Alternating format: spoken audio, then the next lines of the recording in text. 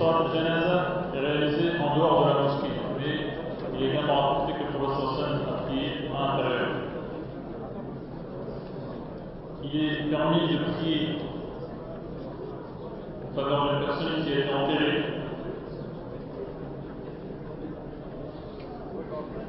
tant que cela ne fait pas plus d'un mois. Alors, en principe, on ne le fait pas dans les cimetières. Sinon, si cela fait moins d'un mois, cela est permis. Si on n'a pas prié aussi, la personne en particulier, elle n'a pas prié en faveur de cette personne. Suivre le cortège de la janaza se fait devant. C'est-à-dire qu'on marche devant la janaza si on est à pied et derrière si on monte. Donc on est sur une monture ou dans une voiture par exemple. Et cela concerne les hommes, d'après la vie la plus juste, et les femmes n'ont pas à suivre les cortèges de janaza, les cortèges funéraires. Quant à l'expression c'est la compréhension donc de la femme qui a rapporté ce hadith, mais le hadith mentionne bien que cela est interdit aux femmes. Et en principe, donc cela est haram. Le fait de se lever lorsqu'on apporte une dépouille est abrogé, c'est-à-dire que c'est une loi qui n'est plus d'actualité. En principe, la personne est enterrée dans le pays où elle meurt, mais il est permis de la déplacer vers un autre pays, à condition que le corps donc, ne commence pas à se décomposer.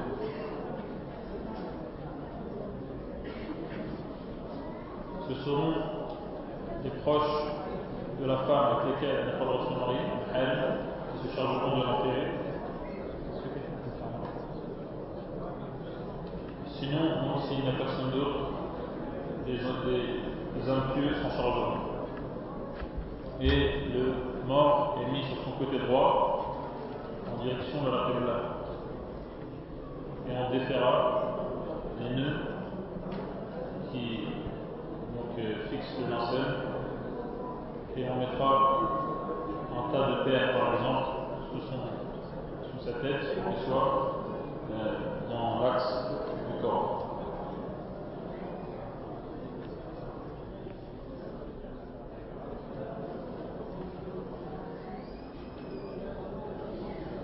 Et à ce moment-là, il est demandé d'accomplir le dua, d'invoquer Allah en faveur de cette personne, et ce qui est le plus évident, c'est que chacun fera un dua à voix basse pour ce mort.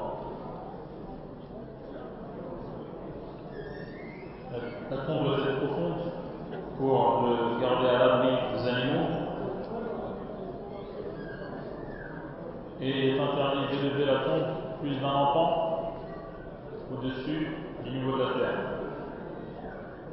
Et en principe, il y a un mort par tombe, sauf si le besoin, s'il y a nécessité. On est contraint à mettre plus d'un mort dans une tombe. Et ensuite, on recourra par des briques de terre ou ce qui est du même genre, et ensuite on recouvre avec la terre qu'on a enlevée lorsqu'on a creusé les trous. Et les tombes doivent être respectées, c'est-à-dire le mort, la tombe ne doit pas être profanée, on n'a pas le droit de marcher par-dessus ou d'uriner ou autre élément.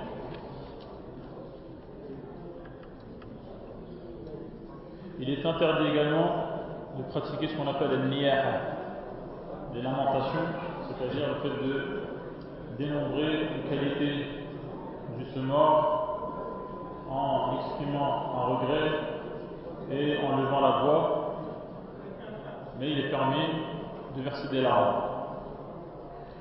Et ces larmes sont versées par pitié et non pas par déception parce que cette personne nous a quittés. C'est ce qu'il faudra chercher à ressentir. Et on s'adressera aux proches du mort pour les soulager leur douleur.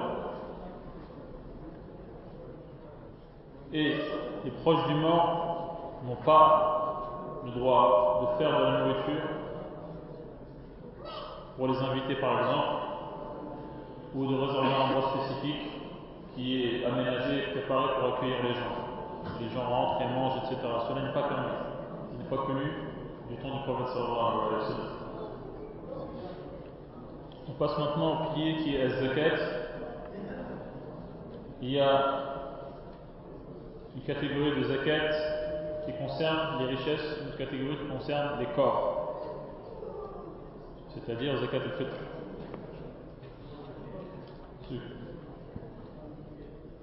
Les conditions donc, pour être concerné par la zakat, c'est être musulman, libre, et que cela concerne les richesses zakawiya, c'est-à-dire tout n'est pas concerné par la zakat. Toutes les richesses ne sont pas concernées par la zakat, certaines catégories seulement. Et cela inclut les richesses ou le patrimoine des enfants et des personnes qui ont perdu leur raison. Car cela concerne la richesse en elle-même, même si la personne qui possède cette richesse n'est pas de bonne raison. Cela concerne la monnaie, l'or, l'argent, les marchandises. Donc on estimera la marchandise qui est en notre possession en fonction de sa valeur sur le marché. Cela concerne également les récoltes, les troupeaux, et ne concerne pas de miel, d'après le madhhab de l'imam Malik.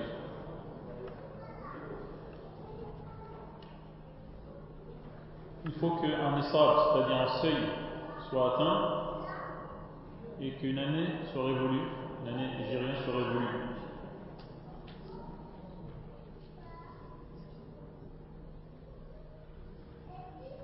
Concernant la personne qui est endettée, le plus juste, c'est qu'elle doit également donner la zakat tous les ans, même si elle a des dettes à régler.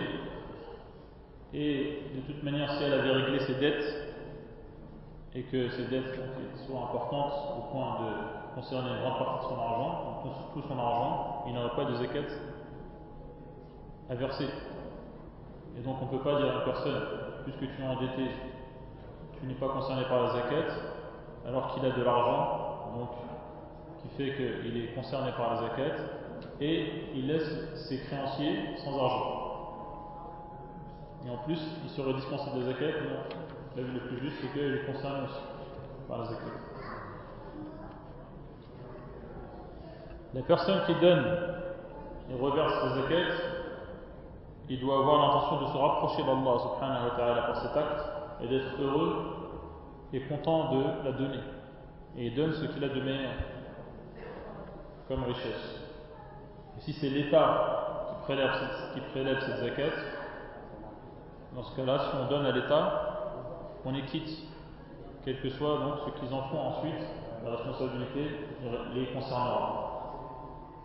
Et si on donne nous-mêmes directement en main propre à une personne qui mérite la zakat, il faudra bien prendre garde au fait de ne pas lui rappeler à chaque fois cela et lui faire comprendre qu'il est redevable parce qu'on lui a donné cette zakat, à chaque fois lui rappeler, ou s'en prendre à lui parce qu'on lui a donné la zakat, ou le sous-estimer et le mépriser parce que, soi-disant, on lui a donné la zakat.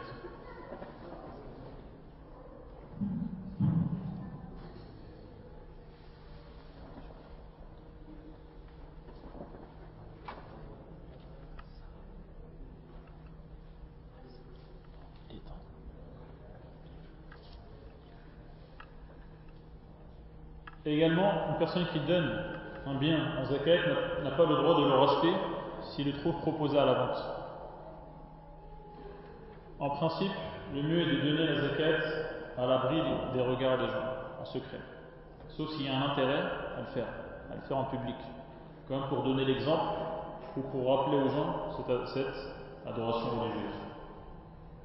Et celui qui reçoit la zakat, il lui est demandé de faire des du'as en faveur de celui qui lui a donné. Concernant donc l'or, l'argent et la monnaie de manière générale, le seuil qui doit être atteint est 90 grammes d'or ou 580 grammes d'argent, ou leur équivalent s'il s'agit donc de billets. Et donc on estimera ce qu'on a en notre possession et on prendra en compte le moins élevé, ce qui est le moins élevé entre l'or et l'argent. Et il faudra donner 2,5% du total. Si on a gagné de l'argent au milieu de l'année qui est en train de s'écouler, après le moment où on a le nisab, c'est-à-dire le seuil.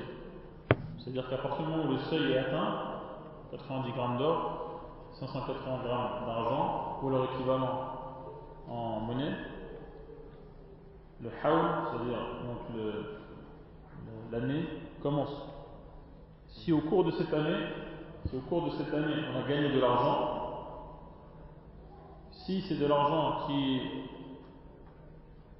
découle d'une somme qu'on avait déjà en notre possession, donc l'année sera révolue en même temps que la somme qu'on avait avant ce profit. Mais si c'est de l'argent qu'on a gagné suite à une nouvelle cause qui n'a rien à voir avec la somme qu'on a déjà, c'est un nouveau hawl, une nouvelle année qui commence. Mais si c'est trop compliqué, par exemple quelqu'un qui a un salaire, à chaque fois il doit compter pour chaque salaire qui n'est pas terminé, qui n'a pas terminé de consommer, il doit compter à chaque fois le hawl. Si c'est trop compliqué, le mieux c'est de définir un moment dans l'année où à chaque fois on donnera les effets de tout ce qu'on a, de manière régulière. Concernant les bijoux, si ces bijoux sont haram, comme un homme qui porte de l'or par exemple, dans ce cas-là il aura l'obligation de donner la zakat.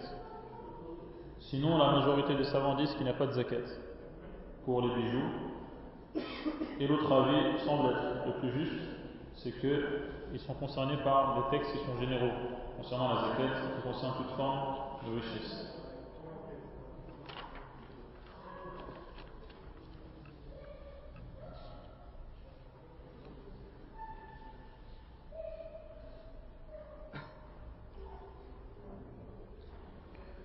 Il y a ensuite un développement concernant les trésors qui sont trouvés.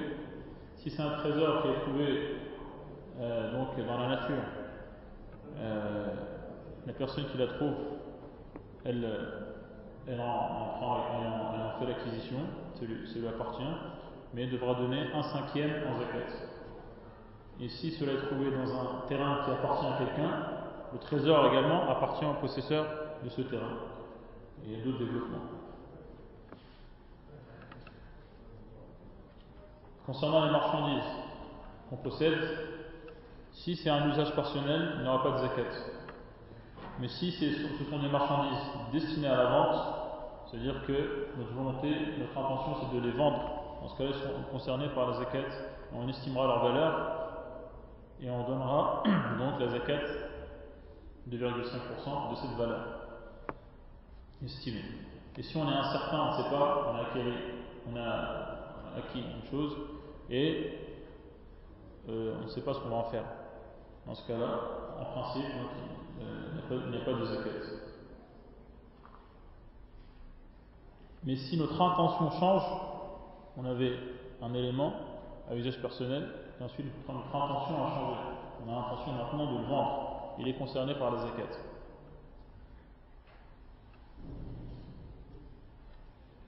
Ce qui est gardé également,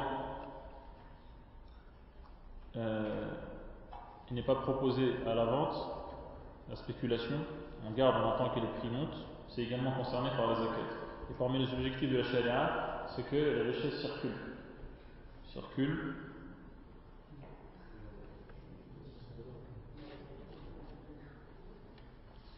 S'il y a une société, c'est-à-dire qu'il y a des gens qui sont associés, certains ont de l'argent, certains proposent leur force de travail, leur main d'œuvre. Cette société est concernée par la zakat. La société elle-même, elle a une zakat qui la concerne elle.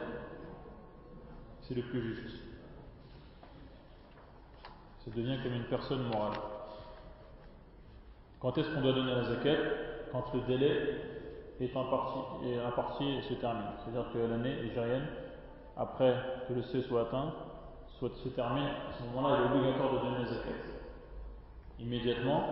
Mais si on attend que le responsable, le chef d'État, la prélève, dans ce cas-là, cela est permis. Et s'il prélève cela sous le nom, sous l'étiquette zakat, ce sera une zakat. Et on sera quitte. Mais s'il la prélève sous une autre appellation, taxe, impôt, cela n'est pas une zakat. Cela ne sera pas considéré comme étant donc une zakat, la personne devra donner la zakat. Si une personne a prêté de l'argent, est-ce qu'il doit donner la zakat ou non? Cela dépend de la personne à laquelle il a prêté son argent. Si c'est une personne qui peut lui rendre l'argent à n'importe quel moment, parce qu'elle est riche, dans ce cas-là, il donnera la zakat. Sinon, si c'est une personne pauvre ou une personne qui n'est pas sérieuse, il ne donnera pas la zakat parce qu'il n'est pas sûr que cet argent lui revienne.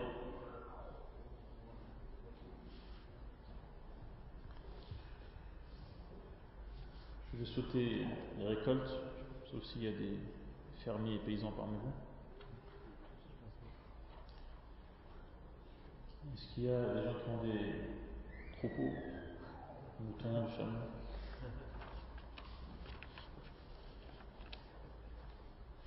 Qui bénéficie de la zakat? Les pauvres et les nécessiteux, fuqara wal masakin, c'est-à-dire ceux qui n'ont pas ce qui leur permet de subvenir à leurs besoins, à tous leurs besoins. Ils n'ont pas assez. Ils sont concernés par ils bénéficient de la zakat. Ce sont les fonctionnaires employés par l'État musulman pour récolter la zakat et se charger de la récolter et la distribuer. Ils bénéficient aussi d'une part de la zakat. Si la personne a la capacité de travailler, il a les moyens de travailler, il ne bénéficie pas de la zakat. Sauf donc si on le met en garde avant de lui donner. On le met en garde, on le rappelle, ses devoirs vis-à-vis de la religion. Est-ce qu'on a le droit de donner la zakat à un proche? On a le droit si on ne fait pas partie des héritiers de cette personne, sinon l'argent va nous revenir. Sinon l'argent donné va nous revenir. Donc si on ne fait pas partie des héritiers de cette personne, on aura le droit de donner la zakat. Parmi les catégories qui bénéficient de la zakat, il y a les gens dont les cœurs sont à gagner. C'est-à-dire, soit des gens qui ne sont pas musulmans, mais qui occupent une place importante pour les encourager à se convertir. Ou des personnes qu'on redoute, ou qui sont capables de défendre des musulmans, qui ne sont pas musulmans eux-mêmes. Ils font partie de la catégorie qui bénéficie de la zakat. Les personnes endettées également ont droit à la zakat. Et il y a deux sortes de personnes endettées. Il y a ceux qui se sont endettés pour l'intérêt des autres. Quand même, des personnes qui sont endettées pour réconcilier deux tribus, deux groupes de gens. Ils sont en désaccord et donc ils se portent garant de régler donc ce qu'il y a à régler comme argent, en compensation. Bref, il a été la cause, avec intervention financière, de la réconciliation. Il bénéficie de la zakat même si lui-même est riche. Il y a des personnes qui se sont endettées pour leur propre intérêt et s'ils n'ont pas la possibilité de régler leurs dettes, ils recevront la zakat. Également, ceux qui accomplissent la lutte pour Allah, la jihad, bénéficient de la zakat.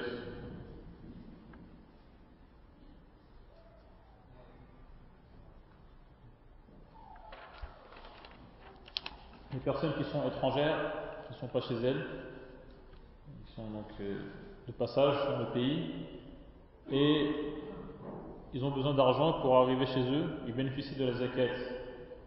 S'ils ont besoin de cet argent, et je viens de le dire, même si dans leur pays ils sont riches, mais peut-être qu'ils n'ont pas la possibilité de profiter de leur argent qu'ils ont laissé, qu'ils ont laissé dans leur pays d'origine. Sauf pour la majorité des savants si le voyage qu'il a entrepris est illicite. En principe, on donne la zakat dans le pays où on se trouve. On donne la zakat dans le même pays que nous. Mais pour certains savants, on peut donner ailleurs, dans un autre endroit, surtout s'il y a une raison particulière, comme si ils sont dans le besoin, un besoin qui est plus important. Et on peut donner à certaines catégories seulement, pas à toutes, en fonction donc de l'intérêt, par exemple. La famille du prophète sallallahu alayhi wa sallam n'a pas le droit à la zakat. Car la zakat, ce sont les saletés, les impuretés de l'argent. On débarrasse de l'argent. Donc on débarrasse l'argent.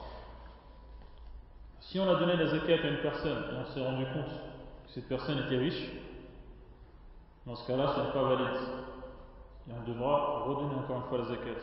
Et on a le droit de réclamer donc, au juge de saisir la justice musulmane, bien sûr, pour récupérer cet argent qui était donné à une personne qui n'en bénéficie pas.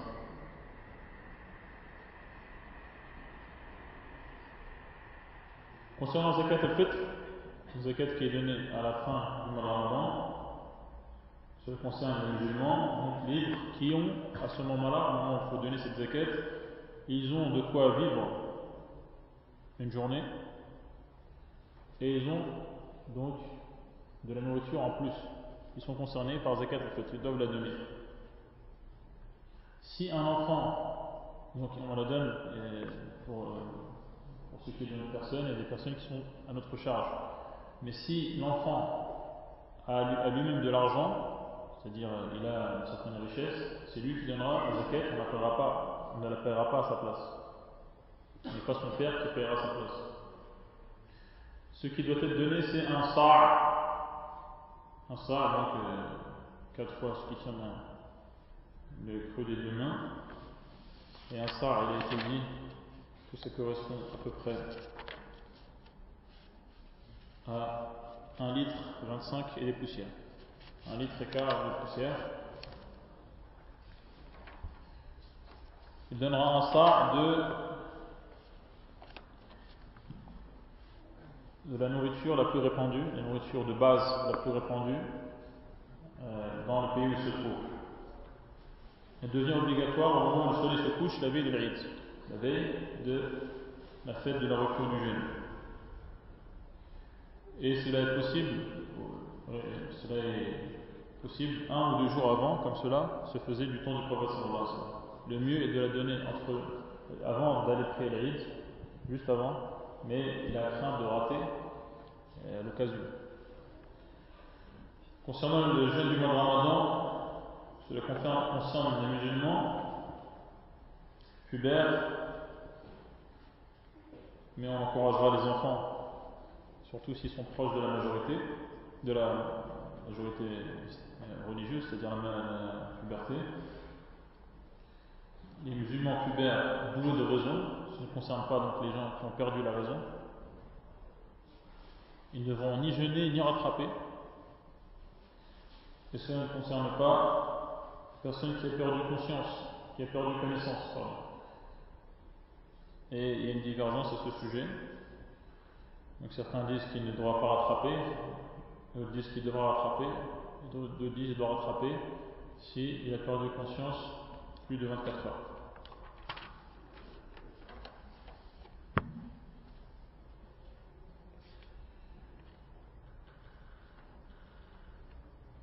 Et si une personne est inconsciente durant la nuit et reprend connaissance après le fajr, cette journée ne compte pas, car il y a pour condition le fait d'avoir l'intention de nuit de jeûner la journée qui suit. Et lui, comme il n'avait perdu conscience, il avait perdu connaissance, il n'a pas eu cette intention, donc cette journée ne compte pas. Et cela donc en relation avec une question qui est-ce qu'on doit avoir l'intention de jeûner le mois de Ramadan et c'est tout, ou pour chaque journée, il faut avoir l'intention de jeûner cette journée. Et le plus juste, c'est de c'est le deuxième avis. Chaque journée est une adoration individuelle et indépendante de la journée d'avant et d'après.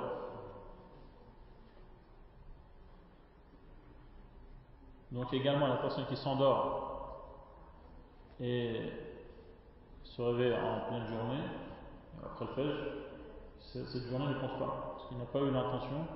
S'il n'a pas eu l'intention, donc avant de s'endormir. Il n'a pas eu l'intention à un moment de la nuit, parce qu'il dormait ou il était inconscient.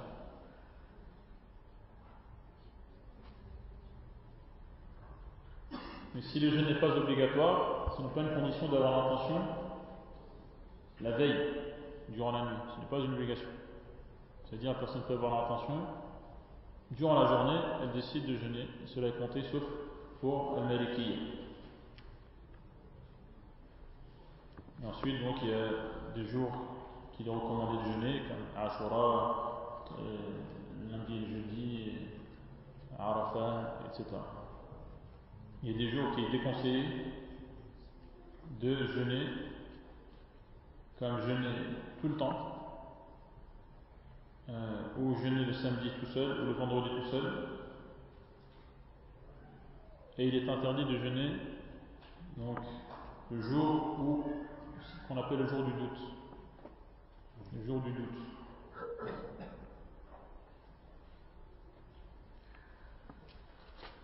Juste avant le début du Ramadan. Donc jeûner, c'est avoir l'intention de le faire, et c'est s'abstenir de tout ce qui rompt le jeûne.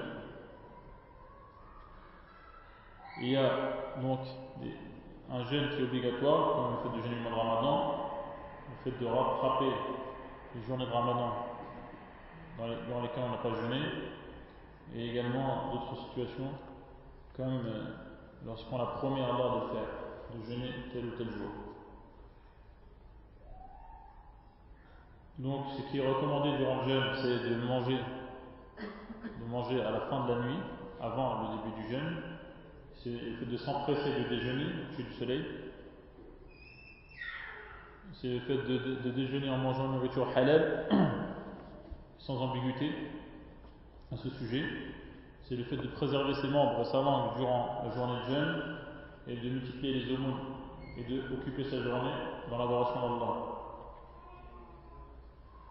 Et ce qui annule donc le jeûne, c'est de manger, de boire, d'avoir un rapport sexuel, de provoquer l'éjaculation et de provoquer le vomissement, et pour les femmes donc d'être indisposées, d'avoir ses règles ou une néphèse, donc les mois, perte de sang qui font suite à l'accouchement. Il est déconseillé à l'osal, c'est-à-dire le fait de ne rien manger, du tout durant la journée du jeûne, et ensuite de continuer sans manger jusqu'à la fin de la nuit. Cela est déconseillé. Et cela interdit si on jeûne 2 jours d'affilée sans rien manger entre les deux. Et il est également déconseillé tout ce qui est susceptible de provoquer la rupture du jeûne.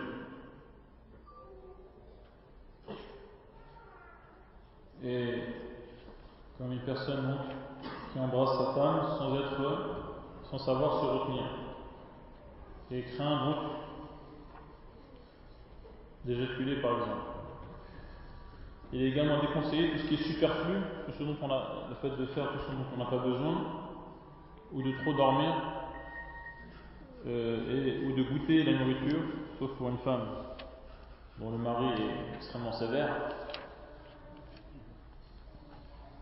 et qui est mal poli. Concernant le croissant de lune, on jeûne à partir du moment où le croissant de lune, on commence à jeûner quand le croissant de lune, la nouvelle lune est vue, est observée. Et même d'après la vie le plus juste, si c'est qu'une seule personne qui l'a vu uniquement. Mais pour la fin du mois, dans Ramadan, il faut que 2 personnes aient vu la nouvelle lune donc du mois qui suit, qui est Shawwal. Et si un grand nombre de personnes voient la nouvelle lune, dans ce cas-là, cela sera accepté et il n'y aura pas besoin de vérifier si les personnes sont dignes de confiance. Parce qu'au moment où c'est largement diffusé, c'est largement observé.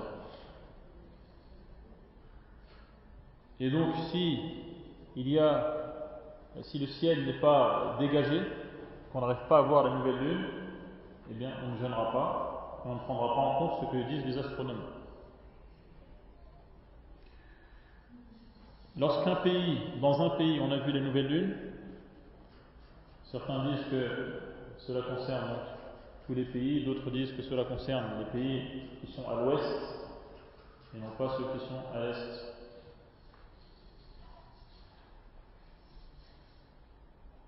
Si on a déjeuné, on a arrêté le mois de Ramadan et que pendant la journée, donc qu'on a considéré être la journée de la fête, on découvre que finalement on est toujours pendant le mois de Ramadan, on terminera la journée en jeûnant et on rattrapera ce jour.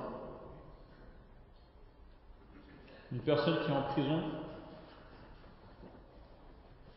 elle fera l'effort du mieux qu'elle peut pour jeûner pendant le mois de Ramadan et cela sera accepté. Si ensuite donc, il se rend compte, il vérifie ce qu'il a fait, cela accepté s'il a jeûné pendant le Ramadan et après, mais pas avant. Et donc il devra rattraper. Si se rend compte que cela a lieu, les jours qu'il avait jeûné ont été réalisés avant le Ramadan. Ce qu'on met dans la bouche ne rompt pas le jeûne, n'annule pas le jeûne. Mais cela annule le jeûne si ça arrive à la gorge. Sauf si on ne peut pas éviter cela. Une personne qui a avalé quelque chose et il n'a pas pu l'éviter. Et cela interrompt le jeûne, ce qui arrive dans la gorge, même si ce n'est pas de la nourriture. Comme pour la fibroscopie par exemple, ou quelqu'un qui avale une bille ou autre.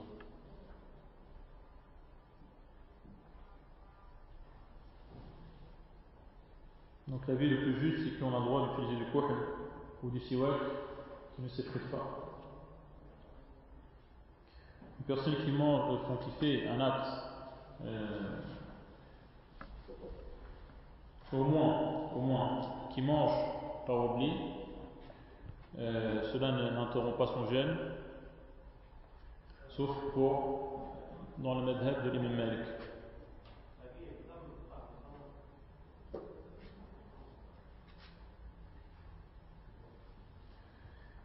Une personne qui a commis un acte sexuel pendant la journée d'un jeûne obligatoire,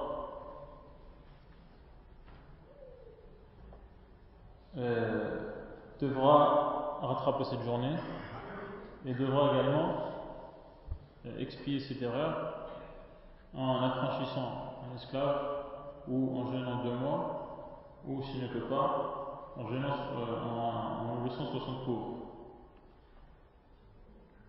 Donc ça c'est s'il y a eu pénétration, quelle que soit la femme qui est concernée par cela.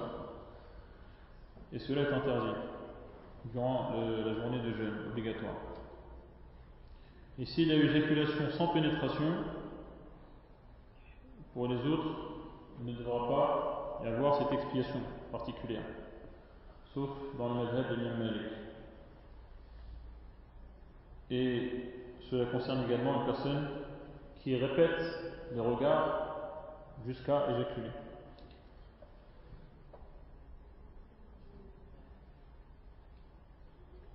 Il est permis d'embrasser sa femme si la personne se maîtrise, sait se maîtriser.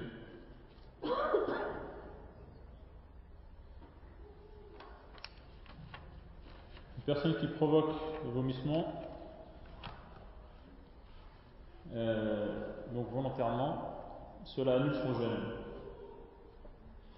Et pour la majorité, al-hijama, donc la saignée, on peut dire l'utilisation des ventouses pour extraire le sang, pour la majorité, cela n'a pas d'impact sur le jeûne, sauf donc dans le madhab de l'imam Ahmed, il semble que c'est le plus juste, comme cela est mentionné dans le hadith. Aftara al-hajj al-mahjoum. On doit donc s'abstenir de tous les éléments qui annulent le jeûne à partir du Fajr. À partir du Fajr, c'est-à-dire le deuxième adhan du Fajr.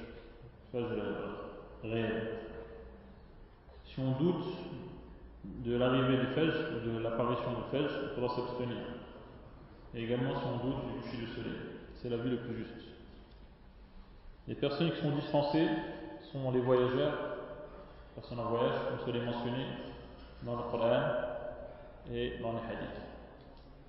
À condition que ce voyage soit permis, soit un voyage qui n'est pas haram. Et cela à la vue de la majorité.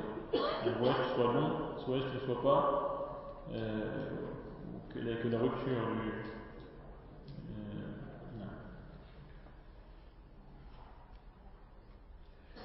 Deuxième cas, le malade.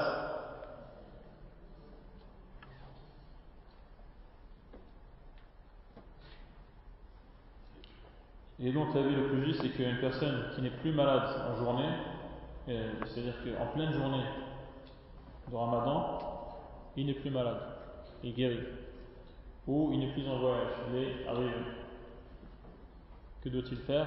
La vie le plus juste, c'est qu'il doit jeûner le reste de la journée. L'avis de la majorité, pour être précis. Si une personne meurt, l'avis le plus juste, c'est que on jeûnera à sa place. On jeûnera à sa place.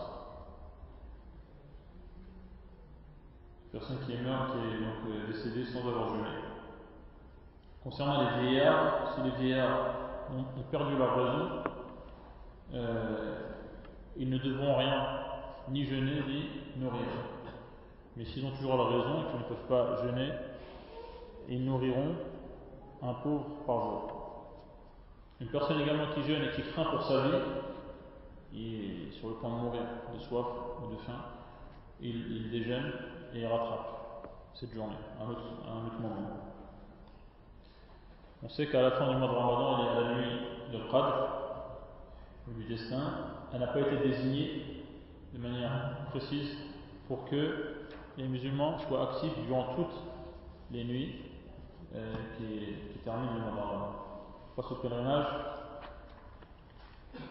et les dernières recommandations de Cheikh Al-Shafiri, hafidhahullah. Le pèlerinage est obligatoire pour ceux qui ont les moyens. Et celui qui a le désir d'accomplir le pèlerinage, mais qui n'a pas les moyens de le faire, qui ne peut pas le faire, il sera récompensé de manière totale. Pour accomplir le pèlerinage, il y a des points de départ. Des points de départ qui sont le Hulayfa pour les gens qui viennent de Médine, le Juhfa pour les gens qui viennent de Sham, de la Grande Syrie, ou de l'Occident, Maghreb, Qarn, Manazil pour les gens qui viennent de Najd, c'est-à-dire de l'Est, et il y a Lamlam pour les gens qui viennent du Sud. Ce sont des points de départ pour le pèlerinage, à partir desquels donc, on rentre en état de sacralisation où certains éléments deviennent interdits, comme le fait de porter des vêtements sur mesure, qui épousent les formes du corps, comme le fait donc d'avoir un rapport intime, ou de se marier, ou pour les femmes de porter un niqab. Un niqab, il faut bien savoir ce que ça veut dire, comme le terme l'indique, ça veut dire un tissu qui est percé. Tissu qui est percé. Naqab, c'est donc naqaba, c'est percé. Un tissu qui est troué. C'est ça un niqab. Donc c'est ça qui sera interdit pour la femme en état de sacralisation. Et il ne sera pas interdit pour elle de couvrir son visage avec une pièce de tissu dans laquelle il n'y a pas de trou. Ce qu'on appelle en arabe un hijab, ou d'autres appellent cela un khimar, ou utilisent d'autres termes. Donc, la personne qui arrive à accomplir la Umrah et attend le 8e jour. Le 8e jour, il se rendra à Mina. Et ensuite le 9e jour du mois de Dhul Hijjah, bien sûr. Le mois de Dhul Hijjah, durant lequel le pèlerinage est accompli. 9e jour, il se rend à Arafat.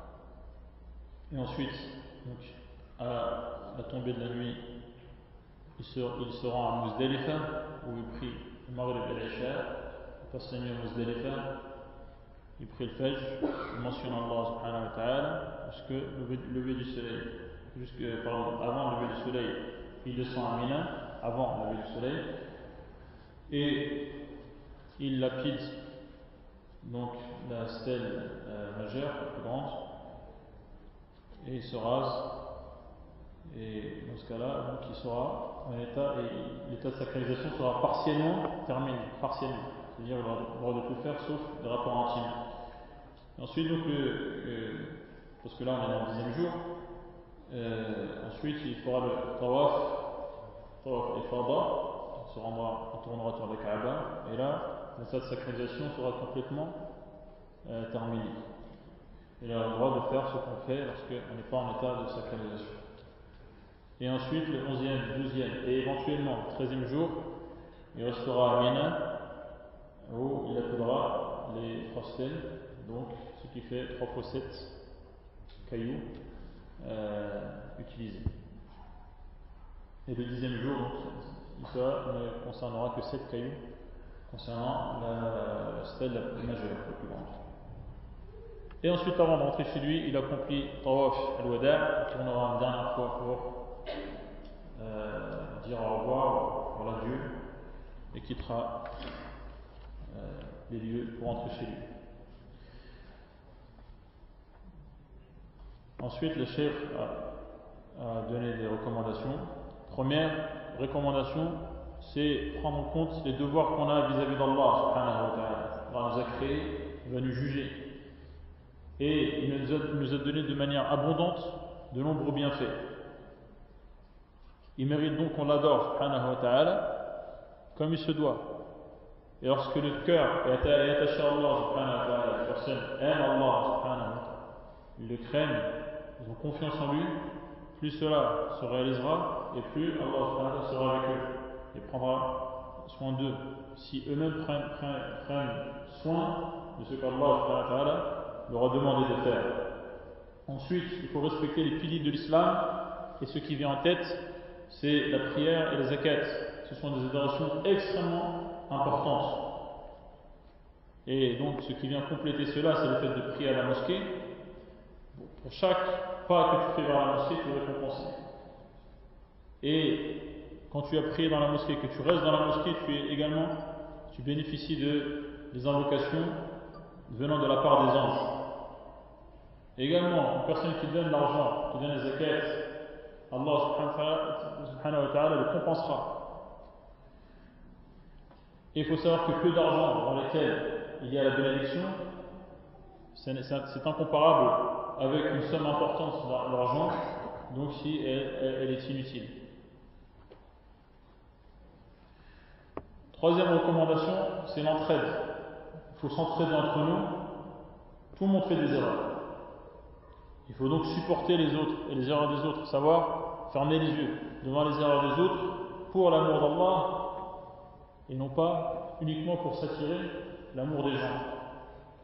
Et donc cette entraide est générale, prendre soin des pauvres, chercher à savoir qui ils sont pour pouvoir s'occuper d'eux, des femmes qui sont divorcées, des orphelins, des gens qui sont sans emploi. Essayer donc de prendre en charge les différents membres de notre religion.